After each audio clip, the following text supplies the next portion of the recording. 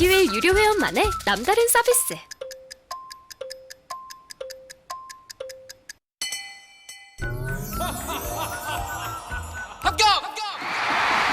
합격하고 돈도 받는 혜택. 오직 에듀윌 유료 회원에게만. 에듀윌. 무료 합격!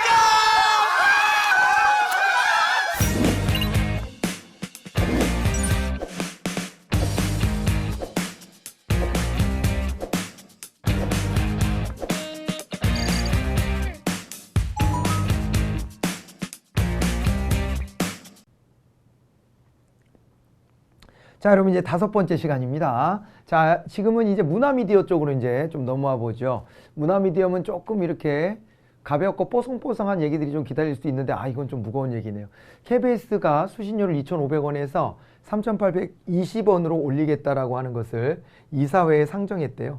KBS 이사회는 정기 이사회를 열어서 월 2,500원의 수신료를 월 3,840원으로 인상하는 조정안을 1월 27일 날 상정했다.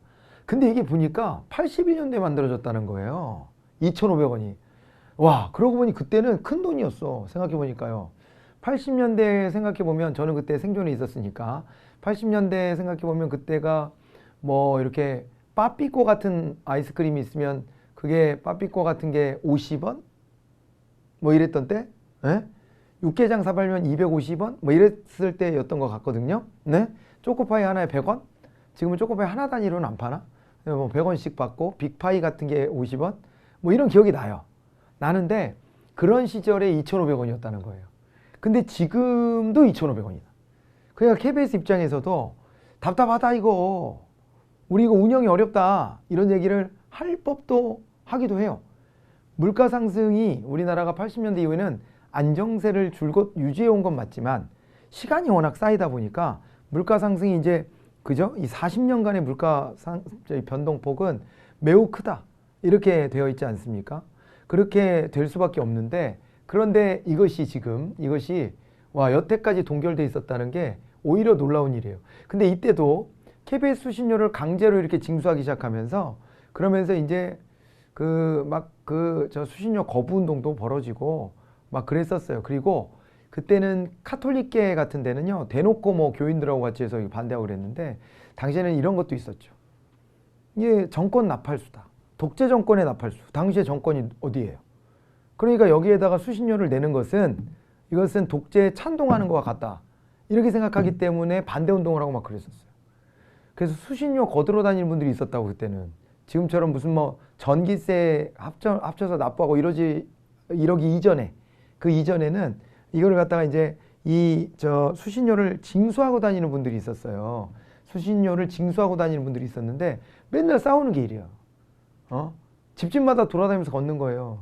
그거 거들어 오면은요, 막 이제 또 이렇게 막 다혈질인 분들은 가라고 막 하고, KBS 안 본다고 막 이러고, 뭐 그러고 막 싸우고 그랬다니까요. 그래서 이게 참 논란도 많고 그랬던 겁니다. 예.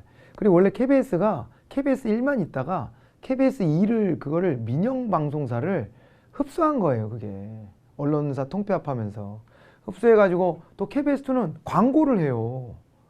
근데 그 광고를 하면서 그거로 하면 되지, 왜 수신료를 따로 걷냐, 이런 불만들이 또 당시부터 있었던 겁니다. 자, 근데 KBS 입장에서는 아무튼 이 덩어리가 큰 이 조직을 2,500원 이거 41년째 이걸로 유지하기는 어렵다, 이런 입장을 가지고 있는 거죠. 그래서 여러 차례 시도를 했어요. 2007년, 2011년, 2014년 이렇게 각각 보면 어때요? 노무현 정부, 이거 이명박 정부, 박근혜 정부, 이때마다 시도했다는 거예요. 지금 보면 이때마다 시도를 해가지고 조정안이 국회에 제출됐지만 여론이 무지 안 좋아요. 그러니까 국회의원들이 이걸 찬성해 주기가 어렵습니다. 그래서 여론 반발 등으로 승인을 받지 못하면서 회기가 만료돼가지고 폐기하고 이랬다는 거예요. 근데 KBS가 수신료로 걷어들이는 돈은 2019년 기준으로 봤을 때 6,705억 원이래요. 전체 재원의 약 46%를 차지하고 있다, 이렇게 되어 있습니다. 그런데 현재 수입 구조로는 방송법에 정해진 공적 책무를 수행하는데 한계가 있다는 입장을 가지고 있는 거예요. 그래가지고 여기 이제 현재 수입으로는 방송법에 정해진 공적 책무를 수행하는 데 한계가 있어서 더 늘려야 된다, 이런 입장을 고수하고 있다는 겁니다. 지금 현재 보면.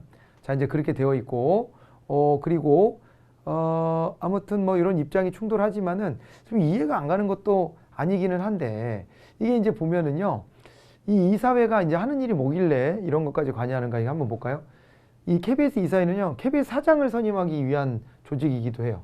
총 11명이 있는데 7명이 여당 추천으로 돼 있고 4명이 야당 추천이에요. 근데 제적 과반수 찬성 방식이어가지고 정권이 바뀌면 당연히 이제 과반이 되잖아요. 11명 중에 7명을 가지고 있으면은 과반이잖아요.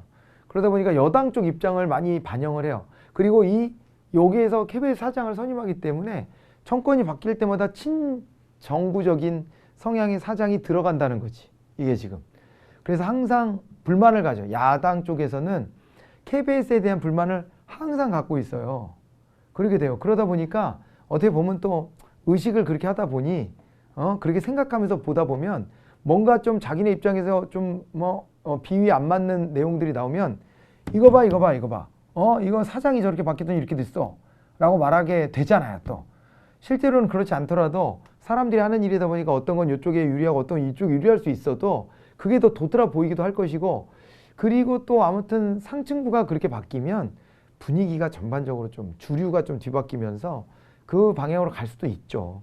그래서 이런 것들이 공영방송이라는 것이 참 어려운 일인데 우리 구조도 이렇게 돼 있기 때문에 공영방송이 과연 이게 객관적으로 보도하고 있냐라고 하는 불만도 있어서 국민들한테 이렇게 수신료 올리겠다고 하는 것에 대해 동의를 못 받는 이런 측면이 있는 거예요.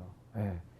작년 6월에 한 여론조사를 해보니까 이게 지금 이제 86%의 국민이 수신료 인상에 반대하고 있어요. 그러면서 이제 지적하는 게 이런 거였단 말이에요. KBS에 이제 지금 보면 1억 이상 연봉을 받는 사람이 거의 50% 육박해요. 그러니까 너무 고연봉 아니냐. 연봉이 너무 높으니까 그거부터 좀 낮춰야 되지 않냐. 이런 국민들의 생각은 있을 수 있잖아요. 물론 근데 이제 KBS에 다니는 사람들 입장은 다르겠죠. 자, 그래서 KBS 직원 한 명이 또 불필요한 또 논쟁을 논쟁도 아니고 뭐라 그럴까? 비난질 같은 거? 비아냥이지, 비아냥. 비아냥하면서 왜 부러워서 그래? 거의 이런 식으로.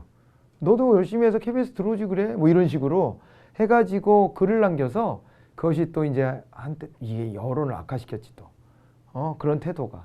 이런 거예요. 자, 이제 그런 막 논란들이 막 있고 그래요. 그리고 국민들은 이런 생각도 하는 거예요. 요즘에는 유튜브 많이 보죠. 왔다 갔다 할 때. 넷플릭스도 많이 보잖아요. 그죠? 넷플릭스가 컨텐츠가 다 있는 건 아니어서 좀 보니까 한계가 좀 있긴 한데, 그래도 이제 여러 개의 또 뭐 다채로운 것들이 또 워낙 또 있다 보니까 넷플릭스가 그리고 이동할 때 핸드폰으로 보기도 너무 편하고 아무튼 그리고 뭐 그렇잖아요. 또 자체 또 뭐 프로그램 만들기도 하고 요즘에는 그 점유율도 되게 높아지고 그래서 아무튼 유튜브나 넷플릭스 등 실시간 동영상 서비스 OTT를 시청하는 인구가 늘고 TV는 덜 보고 있잖아요, 사실은. 그리고 TV에서 나온 것은 시간을 맞춰서 봐야 되기 때문에 그런 점에서도 불편함이 있어서 점점 멀어지고 있어요. 그러고 있는 상황에서 TV 수신료 인상은 명분이 없다는 지적도 있는데, 이거 갑자기 이거 읽다 보니까 드는 생각이다. 미국 기업들이 이걸 장악을 했네. 그죠? 미국 기업들이. 미국이 참 이게 썩어도 준치라고. 미국이 대단해요, 아무튼. 앞서 나가는 것도 많고. 그리고 여기가 저런 걸 만들어도 규모의 경제가 실현되니까 거기서 기반을 닦아갖고 이렇게 펼쳐져요. 그리고 영어를 같이 쓴다는 것도 저런 미디어 산업에서도 굉장히 또 중요한 면도 있거든요, 사실은. 이제 그렇게 되고 우리나라 OTT 업체들도 이렇게 좀 있지만은 별로 그렇게 히트를 못해. 그러니까 전폭적으로 해야 돼요. 이게요, 이런 게 있어. 이게 어떻게 보면은 요거 이제 산업으로 좀 구분되는 데들 있잖아요. 이런 데들은 어떻게 해야 될 필요가 있냐면은 이런 데들은 좀 과감하게 이제 서비스를요 오픈할 필요가 있어요.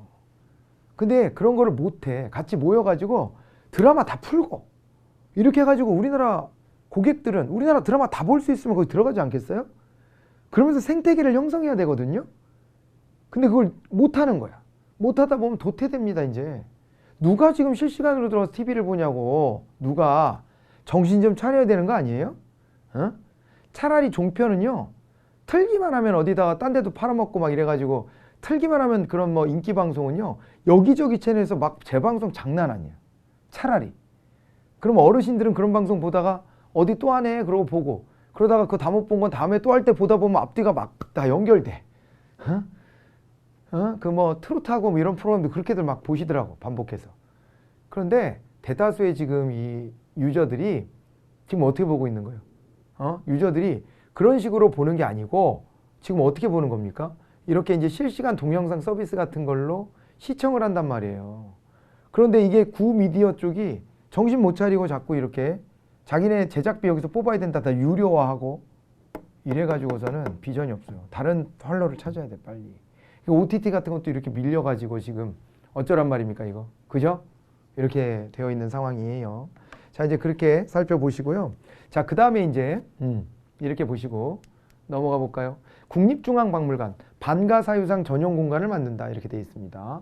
여기 보면 국보 제78호와 제83호 반가사유상이 국립중앙박물관 대표 유물로 대접을 받아서 박물관이 새롭게 마련한 전용 공간에서 오는 11월부터 상설 전시하기로 했대요. 그래서 이게 반가사유상이 국보로 지정된 게 2점인데 제78호하고 83호. 근데 이거를 양쪽 입구 같은데 양쪽에다 이렇게 전시해가지고 상징물로 만들겠다는 거예요. 좋은 전략이에요. 그래서 이제 거기 보면 루브르 박물관에 가면은 모나리자를 보러 가는 거 아니냐? 그런 것처럼 우리도 해외 전시를 해도 굉장히 이게 호평을 받고 있는 이 반가사유상을 양쪽으로 탁 세워놓고 특별 전시를 딱 하고 여기 오면 반드시 봐야 되는 어떤 상징물을 만들겠다. 좋은 전략이잖아요. 뭔가 거기 가면 떠오르는 게 있어야 돼요. 이미지가 있어야 돼요. 여기 왜 한번 가봐야 된다, 이런 거 있잖아요. 솔직히 에펠탑 보면 별거예요, 그게? 실제로 보면 별거냐고. 저는 못 봤지만 네, 실제로는 못 봤지만 갔다 온 사람들이 그러더라고요. 가서 보면 생각보다 그렇게 크지도 않고 별거 없다. 그런데 그것이 상징물이 됐기 때문에 내가 죽기 전에 에펠탑은 한번 봐야 되지 않냐, 뭐 이런 사람들이 자꾸 관광 가는 거예요, 글로. 그잖아요. 응? 어떤 상징을 만들어낸다는 건 매우 중요한 일이거든요. 그런데 우리는 이제 그런 작업들이 아직까지 좀 미진했었다.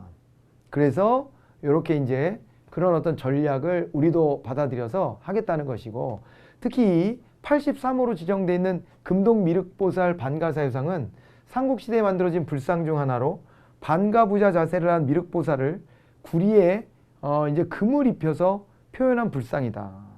그래서 지금 국보로 지정이 되어 있다, 이런 겁니다. 반가사유상도 한번 이렇게 떠올려 보시라고 이제 말씀을 드리는 거고요. 이름 자체가 그 모양을 본딴 이름이죠. 반가사유, 이런 이제 상이다, 이렇게 되어 있는 겁니다. 자, 그렇게 하나 봐두시면 될 것 같습니다. 과학 IT 쪽으로 좀 넘어가 볼까요? 과학 IT 쪽으로 넘어가 보면, 자, 여기는 정부 코로나19 백신 접종 계획 발표를 했는데 2월 26일부터 요양병원, 요양시설, 정신요양시설, 재활시설의 만 65세 미만 입소자 및 종사자 27만 2천 명을 대상으로 코로나19 예방접종을 시작을 한다, 이렇게 되어 있었는데 시작이 됐습니다. 지금은 시작이 된 시점이고요. 그리고 아직까지는 큰 탈이 없다가 한 분이 사망을 했어요. 한 분이 사망을 했는데 기저질환이 있었기 때문에, 그렇기 때문에 사망 원인이 이 아스트라제네카 이 백신을 맞고 사망한 것인지 아닌 건지 50대 분이더라고요. 그래서 이제 그것에 대해서 좀 이렇게 좀 보고 있는 거고, 그리고 화이자 백신도 이제 시작을 하는 거잖아요. 자, 이제 그렇게 되는데 아스트라제네카 걸로 이제 시작을 했는데, 아스트라제네카가 안전성은 가장 좀 높게 평가를 받았으나 60세 이상 고연령층에서 과연 효과가 있느냐라는 의문이 제기되는 바람에, 그래가지고 60대 이상 고연령에는 아스트라제네카는 안 맞춘다. 효과가 없으면 뭐 필요가 없잖아요, 맞을 이유가. 그래서 이게 그렇게 했다가 최근에 스코틀랜드에서 아스트라제네카 백신으로 고연령층도 많이 맞춰본 거예요. 그래서 이 임상 실험을 할 때는 좀 테스트하는 인구가 좀 적었고, 이번엔 스코틀랜드에서 많이 이렇게 접종을 맞춰보니까, 그러니까 어떠냐면은 이게 그 효과가 있더라, 이런 보고가 나와요. 그래서 우리나라도 아스트라제네카 것도 고연령층에도 맞추자, 이런 얘기가 이제 시작되고 있어요. 아무튼 그런 이제 상황이고요. 그 다음에 3월부터는 고위험 의료기관의 보건의료인, 그리고 코로나19 1차 대응 요원에 대해서도 접종을 시작하는 거고요. 그렇게 되고 코로나19 중증 환자가 많이 찾는 상급 종합병원과 종합병원, 병원에서 근무하는 의사, 간호사, 간호조무사, 약사, 한의사 등 총 35만 4천 명이 아스트라제네카 백신을 이제 맞도록 한다. 뭐 이런 얘기가 이제 나와 있기도 합니다. 그죠?